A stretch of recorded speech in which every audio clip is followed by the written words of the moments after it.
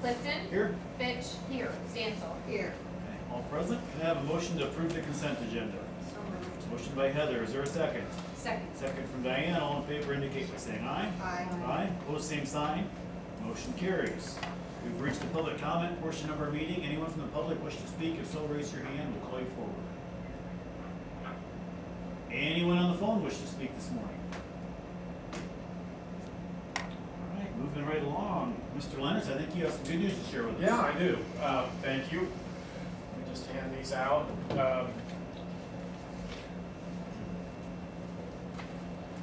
2, 3.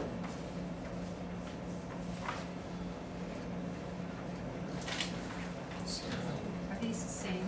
Yeah, I guess I can save that for the next meeting.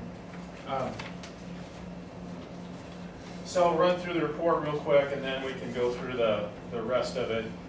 So this report period is from March 13th to April 14th. We've had some Des Moines Partnership business prospects. You know, you review the grid of their requirements and try and see if anything can work around here. We are planning a meeting of the Central Iowa Economic Development Practitioners. It's kind of an afternoon affair, and that'll be out at the Cidery here in June, so that'll be kind of fun. Show off Madison County a little bit. Went through the annual CCOG meeting. We worked on during this time period and eventually closed a revolving loan fund loan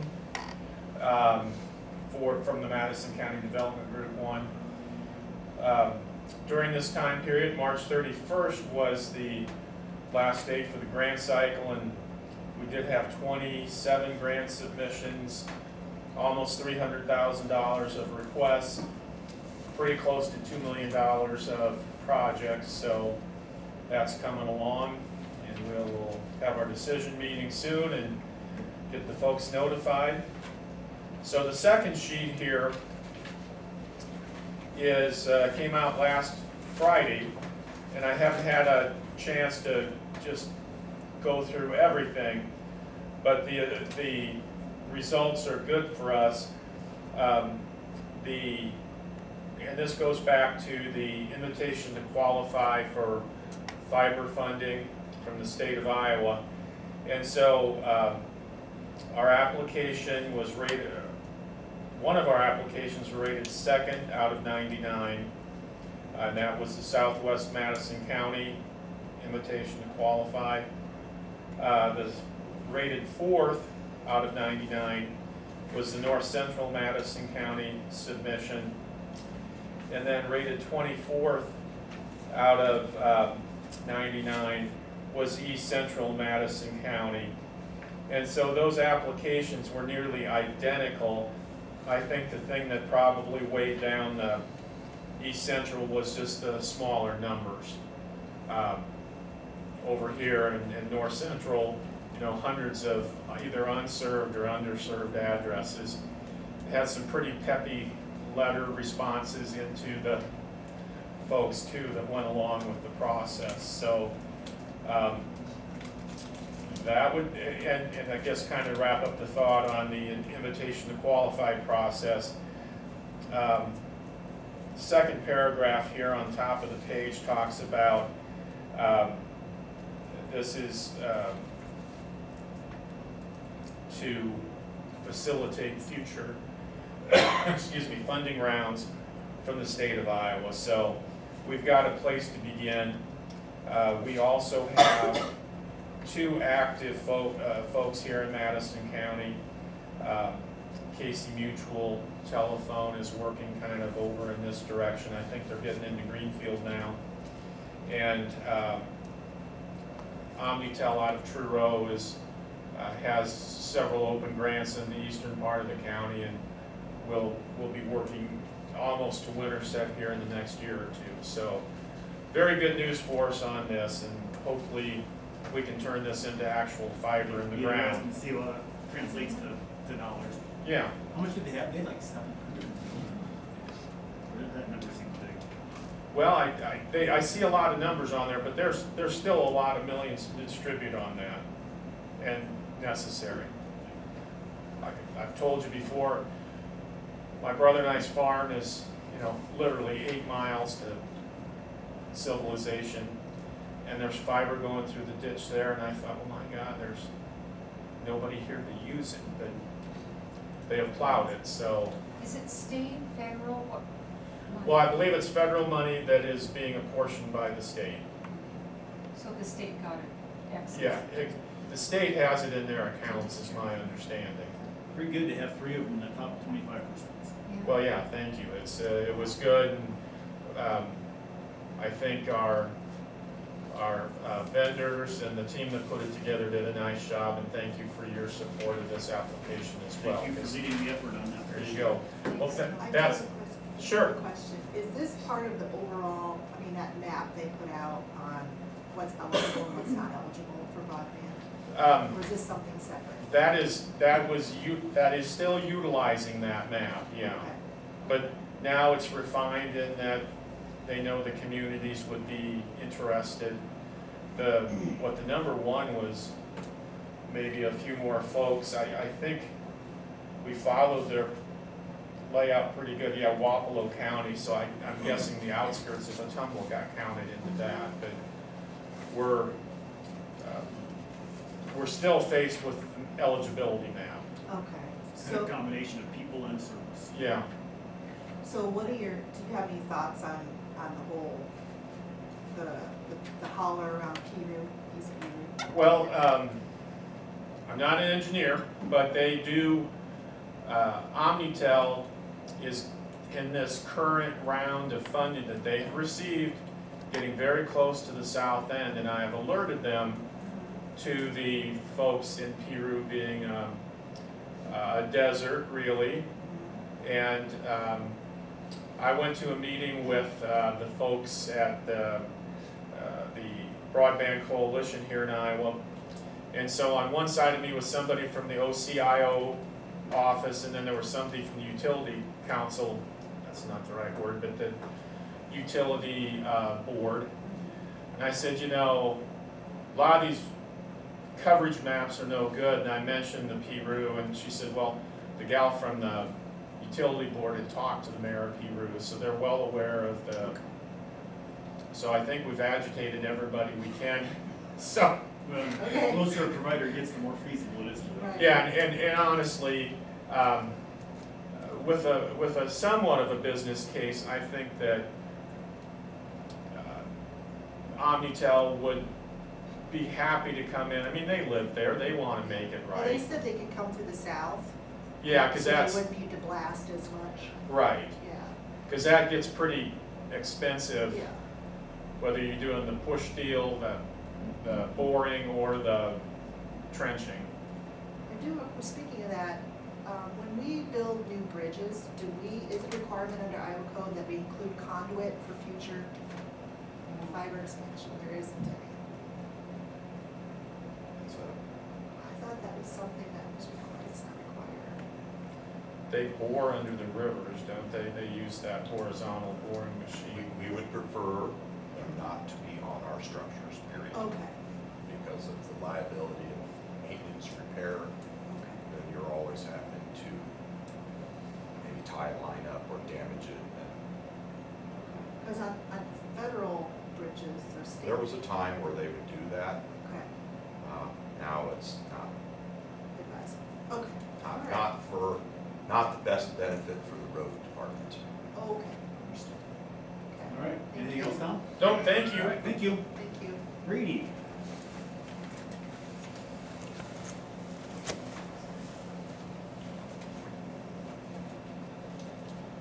All right, so last month, we had 112 runs, which is about average for what we've been running. We had everything, we had a resignation on one of our people, which we knew that was coming already anyway. We've got a few interviews next week. On the billing, I know there was some questions a little bit. I think GEMT, I think is what you were thinking, is what we kind of signed up for Yeah, last year, and we won't know anything for sure on that. Until the end of, or fiscal year 24, before we know anything. But the projection from a projection from last year's numbers, was that we were shortfalled $142,068 from Medicaid. This is all Medicaid, not Medicare, not insurance, just Medicaid. We have to put the state portion, the state has to put money in, of course, so they draw down the federal. We have to put in 31.66%. So that's $44,978. We'll get back 68.34%, which is $97,087, minus the 9% that the company that actually does this for us takes, leaves us $88,349 that we weren't paid last year, or that we haven't been ever paid for. So that will be a fiscal year 24 before they can get, we'll have to re-give them numbers for actual for Okay. last year. Okay. They took our previous So numbers. this is like a projected amount? This is a projected. Okay. All depends on how many Medicaid patients we actually transport. So that number will, this was just off the numbers from the year before, that we don't qualify for back pay, we just starting this year. So that'll be fiscal year 24. We'll have to resubmit all the information to them, which we have that through the billing company, through the treasurer for what's been paid, all that kind of stuff. So we'll get all that and get it turned in. So So will they be able to give us a report of what they've done thus far? Since we. it's actually not really anything until it's all done. So we send all the information to them. So they've got us signed up for the program. They did all the stuff, got everything put in where it needs to be for the projection, and then when we give them the new numbers, they'll punch all those numbers in for the projector to the actual, submit it to the state, do all the stuff that has to be submitted, or to the government, I'm sorry. And then the auditor's office will send it, Shelley's been involved with it also. We'll send that out, the state portion will go out, they'll get that portion, they'll draw down the federal funds and then give everything back all at Okay. one time. So And this was, you said, Medicaid? this is for Medicaid. Yep. Medicaid, okay. Medicare, we're doing a data collection, which is ridiculous, is what it's ridiculous. But, and it's not done until July or June 30th. So we were behind the 8 ball. We were supposed to be January of the year before through, but they got it, we went with PCG again and did the higher, the tier 3. So they got in and filed the papers and did all that stuff. So now we're we were fiscal year, which is how we operate normally. So we've already given them the first 6 months of the information they want. And then at the end, we have 5 months to get it to them after July 1st. Okay. To get everything sent in. And all this is just to reassess how much Medicare pays per transport. Because right now, no matter where we take a Medicare patient, I think it's $147.29 or something like that is all we get. I don't know the exact cents, but it's $147 and some cents for no matter how far, where we take and what we do, anything. That's all Medicare pays. And they know they're behind because that was established in 1972. It hasn't been reviewed since then. So that's why now they're trying to gather all this data. And they started it before the COVID epidemic, but they didn't want to include those numbers because it'd be too high. Right. So now they Okay. postponed it. So it used to be Medicaid payments were lesser if you were rural than a big city. Is that still true? So it's now, so most of our Medicaid payments are $124.97, because I just got some this Just a morning. flat rate? Yep, I got some this morning, that were 3 of them, they were all the same. All the same rate. So, and that could be just through that, because there's so many different Medicaid companies, I guess, that we get payments from. So, and I'm assuming some of them might be a little different, but there's a lot with that number on it, so. So, I'm sorry, Diane. Before we transitioned, we weren't collecting money simply because we dropped the ball. Yeah, pretty much. Thanks Our- for picking it up. Our billing company had told us that they've been trying to get us signed up for this for 3 years. If we'd have got on it 2 years ago, they would have retro paid us 2 years back. But since we're on now, it's just immediate, they stopped the retro payment. So basically, we're gonna be realizing funds that we haven't before. because Yeah, of- yeah, it's weird how it's paid, because we gotta pay it out, of course, then they pay it all back, but then again, it's late. It's almost a year behind. For what we do, we don't see anything. We got another year while we're doing it, and then all of a sudden they'll pay us. So we spend the money, have to wait for reimbursement, continue. Yeah, and then, Okay. And then it's government reimbursement, basically? Yeah, But you have federal- to go through another company to report it, so that you get a little extra money from the Yeah, government. That makes a lot of sense. you have to be enrolled by a certain company. There's quite a few of them out there. The reason we picked the one we picked was they already work with our billing company. Mhm. So they can draw most of the information straight across. We do have to provide Right. some, but yeah, most of it they can just draw So straight you across. pay it, you send in a voucher, it's through a company, but it's really government, and then they reimburse you a year later. Well, so I'm not exactly, we haven't been reimbursed yet, so I don't know exactly how that's gonna work. I know we have to pay the money first to draw down, and it goes to the federal government. And then the feds will draw down the fund with that money because of the percentage we have to pay, and then they'll send it all back to us at one time. But it's late, it's almost a year behind.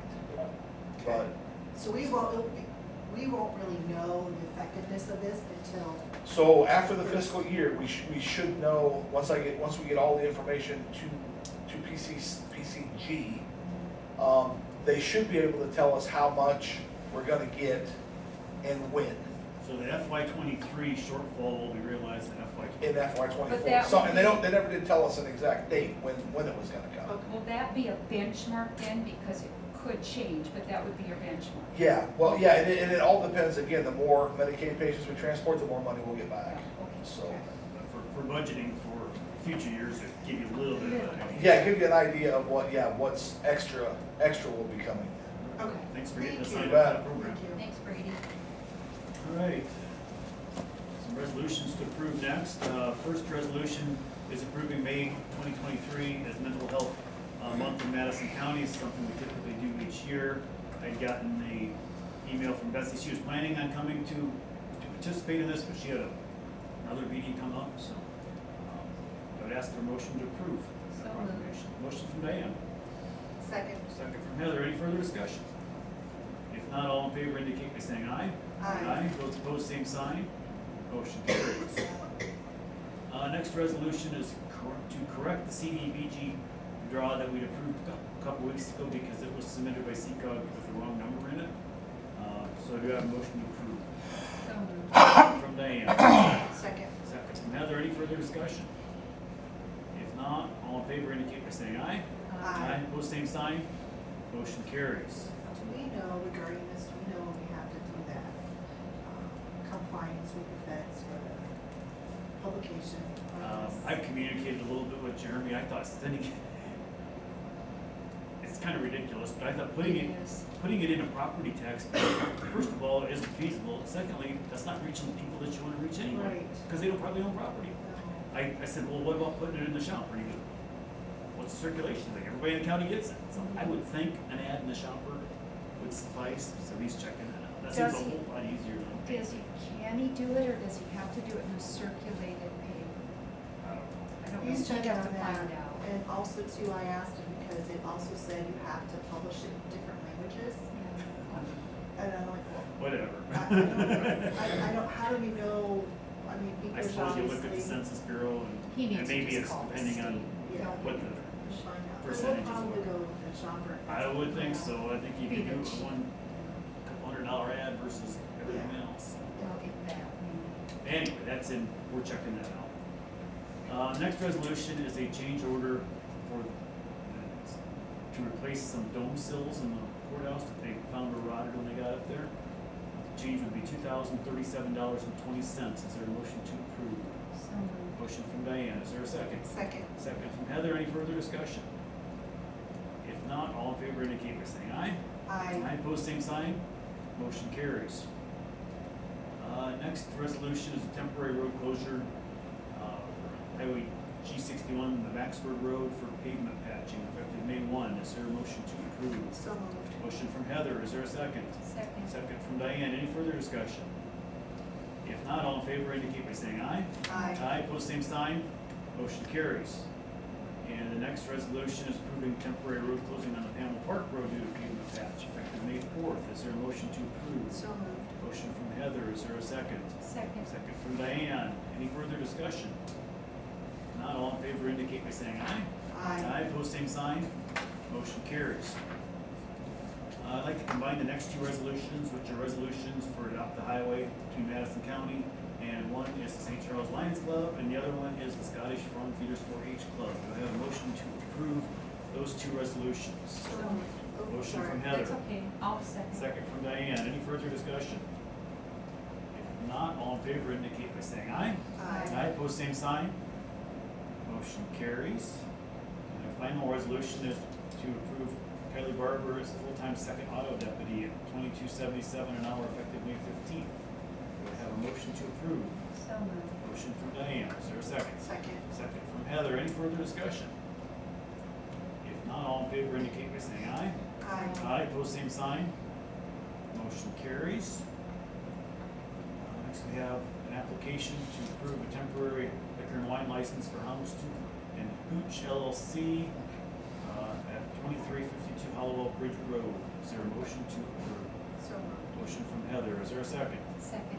Second from Diane, any further discussion? I should say, I love that name. I do too. It's not bad. How to then. If there's no other discussion, all in favor indicate by saying aye. Aye. Aye, pose same sign, motion carries. Board member reports.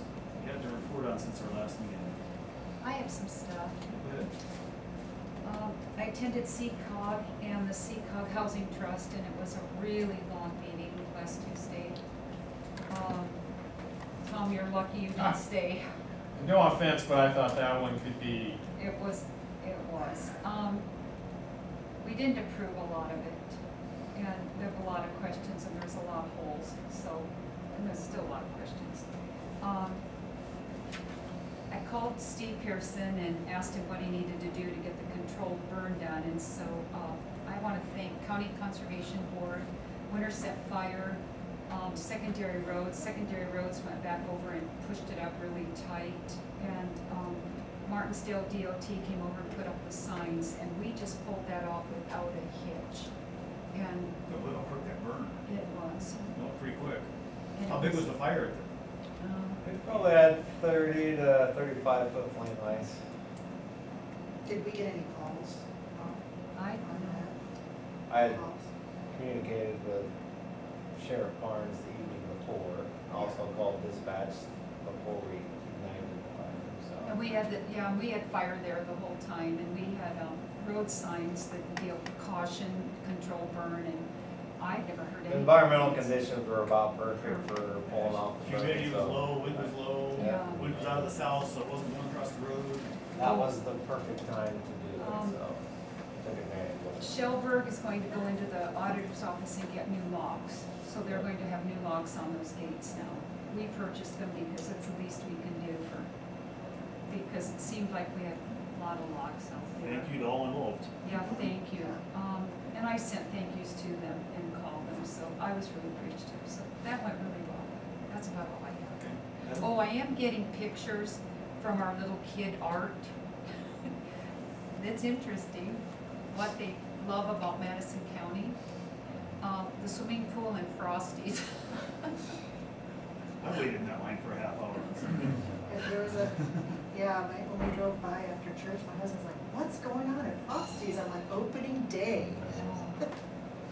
So, no. Okay, so let's see, I went to the Soil and Water Open House, that was fascinating, where they showed the difference, I really liked the presentation they did to show the difference between, no-till versus till, and the water runoff, that was pretty informative. I went on a prairie tour with a resident that's doing restoration on over 100 acres of prairie, which is pretty cool.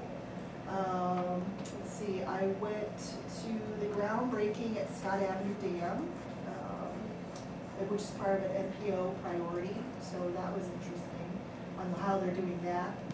Also, I had several meetings with Iowa Workforce, specifically with the dissolution of 4 of the regions, which is a total of 42 counties.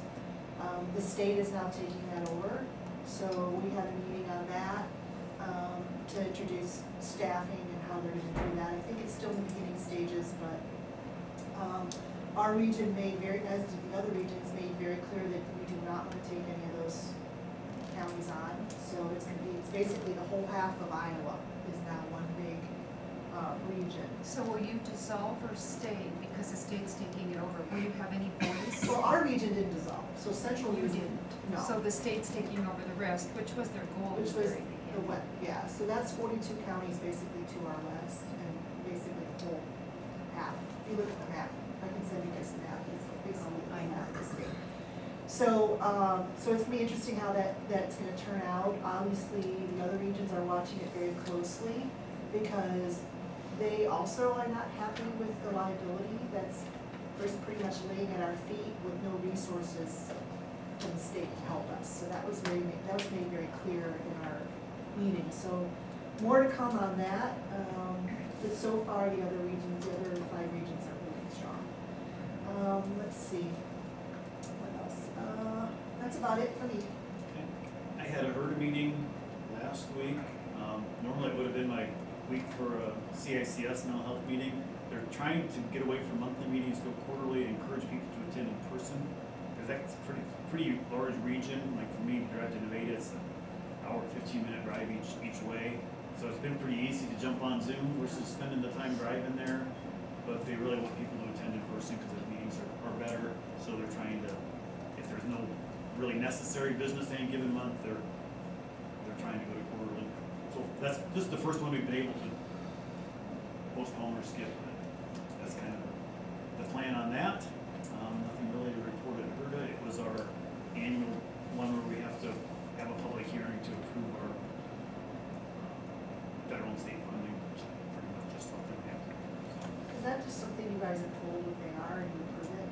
Yeah, it's Okay. basically based on volume and prior years, and it's how much state and federal money we get. We have a hearing on it. We submit it. I forgot the Fifth Judicial.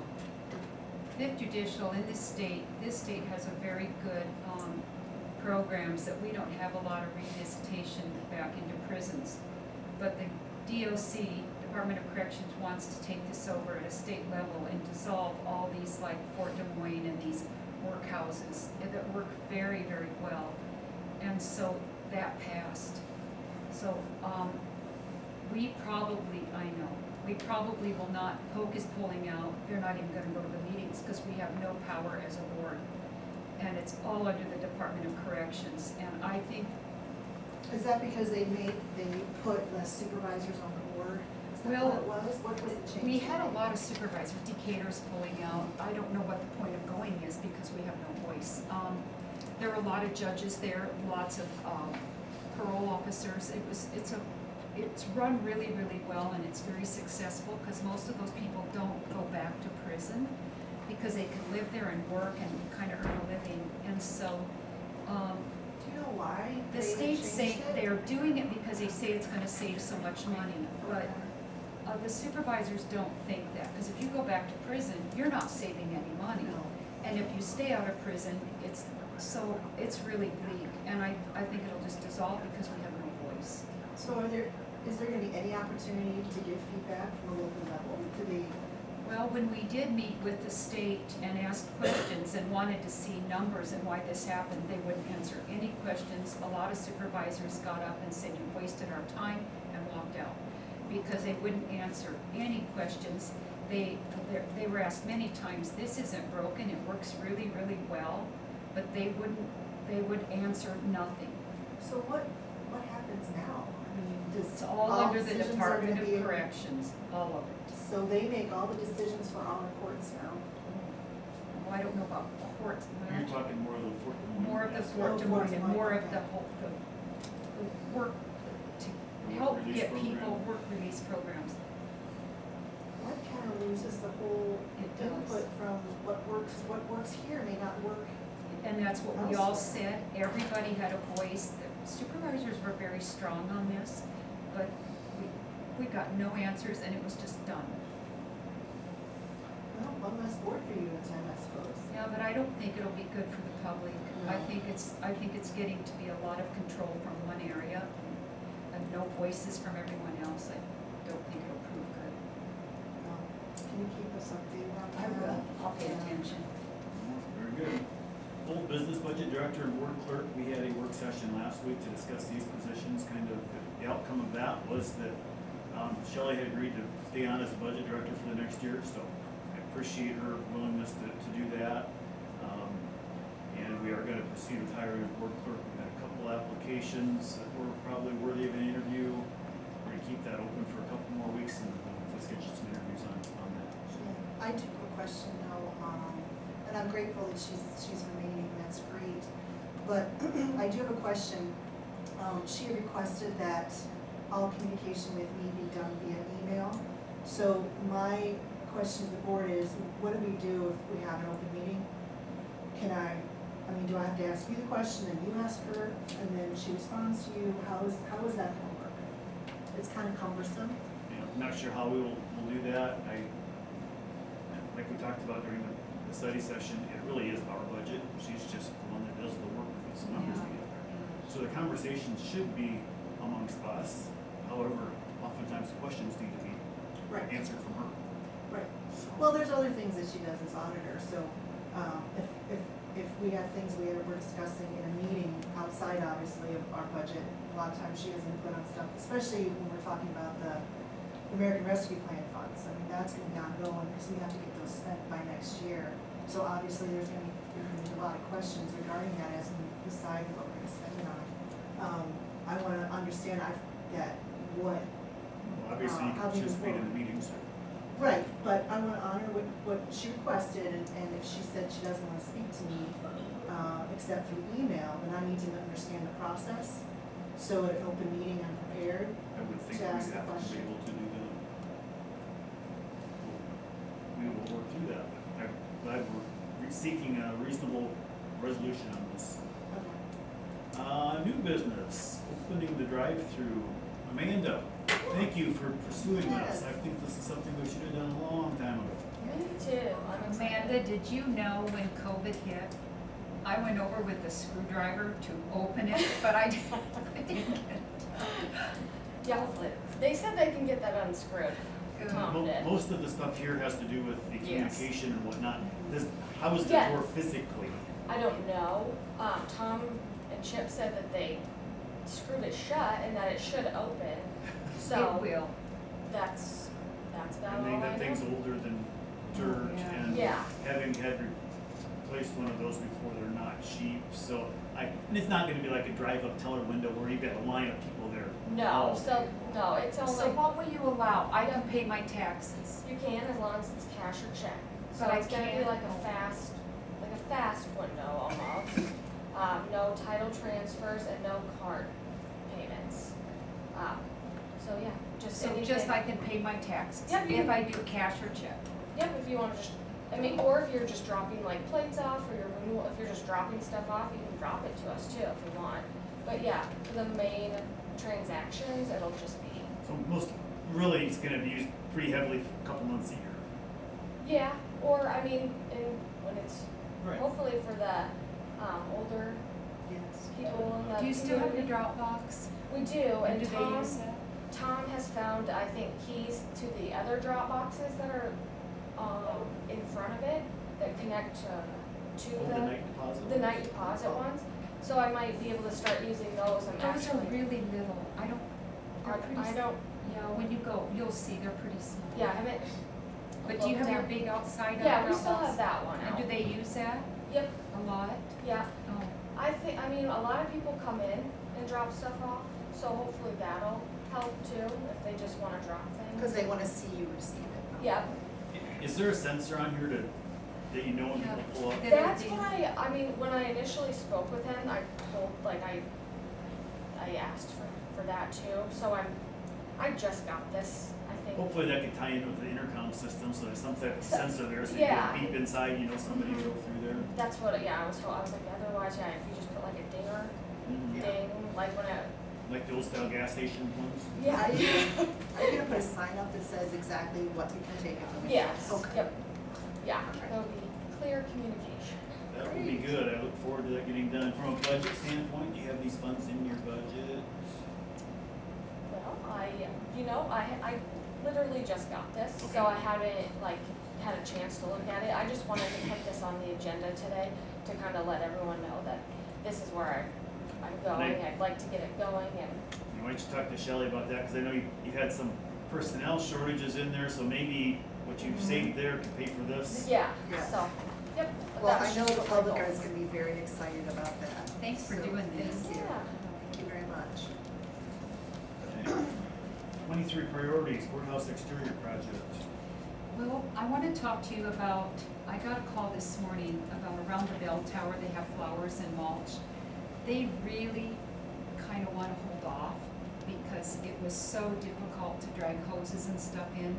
And I said, you know, do you not want to do it? They kind of don't because it's so difficult. And I said, that's fine, just around that bell tower. Mostly that's perennials in there. It, so it should it's, require- well, she wanted to put some marigolds in there, she wanted to, and put the mulch, but I think they wanna hold off because it was just so hard to drag hoses and move That's- around, I and I think said, that's it's fine. okay. And that's the case where, perennials probably make a lot of sense.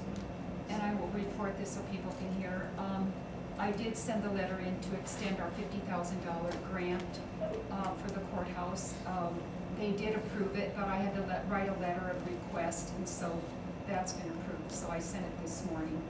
And that's just 90 days, right? It's August 31, yeah. Okay. And they have made very rapid changes in the courthouse. They have released some workers and brought in more workers, and it's moving quickly. The owner is here a lot, and I'm sure they need to get their crew on a new job, so. they are not fabricating here anymore. They're fabricating all in their fabrication shop. They've been told to stop that. The stonemasons are moving really quickly. They should be done pretty shortly. And you read the reports about and I did mention, I thought it was an intake, and that's We had pretty significant rain on It's Sunday an- night and things stayed not a drop. dry, so that's. That's good. I did go under the portico because we think it's crumbling, and I hauled out a lot of junk, as much as I could carry, and then I'm gonna see if I have time to get that floor really clean. I'm not sure it's coming there or it's just old from here. It's just an old Don't know. dirty basement. We'll have to I see. just don't remember having that much Crud. stuff, that crud on the bottom there was or a- that damp. It's a Oh, lot of, but oh, when you could it's only get damp. in it from the outside, you didn't have it in, that thing was, It's got Yeah, a man. lot of junk in it. a And lot less junk than it used to have. I hauled a lot of junk out. I don't know why we're keeping broken hoses and pieces of stuff. Right. There's a desk that I don't think we'll be able to get out now. At least not one piece. Oh, I'll break it up. It's so awful. But, so we're moving along on that. Good.